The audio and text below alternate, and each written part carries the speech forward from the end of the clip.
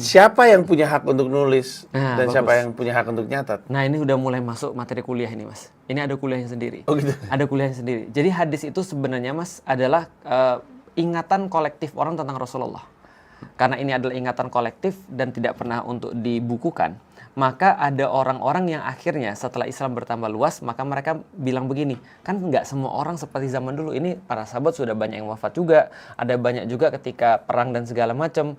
Artinya ingatan kolektif ini harus kemudian kita bukukan, harus kemudian kita tuliskan, kan gitu kan ya. Nah, maka beberapa orang di antaranya yang mereka terus kemudian punya niatan kayak gitu, kayak Imam Bukhari, lalu kemudian kayak Imam Muslim dan segala macam. Nah, mulailah mereka untuk melalui proses ini.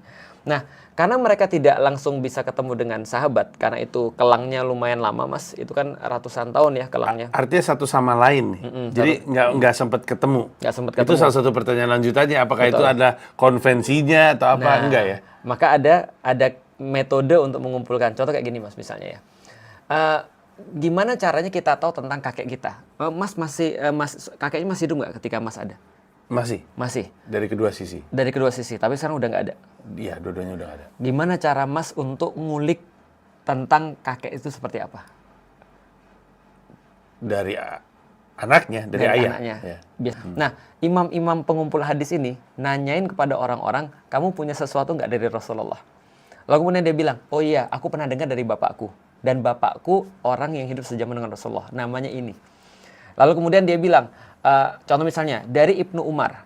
Ibnu Umar dari bapaknya Umar. Tentu saja, karena Ibnu Umar kan anaknya Umar. Ibnu Umar dari Umar bapaknya. Bahwasanya Rasulullah pernah berkata. Kayak gitu. Jadi artinya Ibnu Umar meriwayatkan dari bapaknya. Bapaknya hidup dengan zaman dengan Rasulullah, bahwasanya bapaknya bilang begini.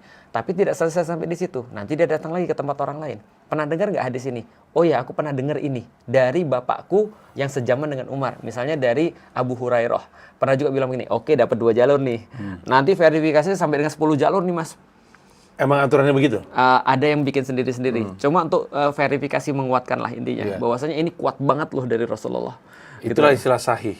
Itulah namanya mutawatir. Hadis mutawatir 100% daripada Rasulullah. Nah, nanti dari mutawatir ini, kalau dia sudah yakin 100% dari Rasulullah dengan kualifikasi-kualifikasi yang sudah dibuat, maka yang tidak masuk kualifikasi ini dijadiin hadis ahad namanya. Hadis ahad ini selain mutawatir lah gampangnya. Dari hadis ahad baru kebagi 3. Sahih, hasan, doif.